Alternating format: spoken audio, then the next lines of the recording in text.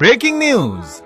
যে মানুষটাকে নিয়ে গত কয়েক সপ্তাহ ধরে অবসরের গুঞ্জন থামছেই না, সেই নেইমার জুনিয়র এবার নিজেই জানিয়ে দিলেন নিজের ভবিষ্যৎ নিয়ে বড় আপডেট। নেইমার বলেছেন, ফুটবলে আমার আর কত বছর বাকি আছে আমি জানি না, কিন্তু আমি এখনই অবসরের কথা ভাবছি না। এই একটি কথাতেই যেন কোটি কোটি ব্রাজিল সমর্থকের মুখে আবারও ফিরে এসেছে হাসি। তিনি আরো জানিয়েছেন, এই মুহূর্তে তার পুরো মনোযোগ শুধু সান্তোসের দিকে। ডিসেম্বর পর্যন্ত চুক্তির মেয়াদ শেষ না হওয়া পর্যন্ত নিজের সর্বোচ্চটা দিয়ে ক্লাবের জন্য লড়াই করবেন। এরপর তিনি নিজেই সিদ্ধান্ত নেবেন, সান্তোসেই থাকবেন, অন্য কোথাও যাবেন, অবসর নেবেন, নাকি ফুটবলের পথেই এগিয়ে যাবেন।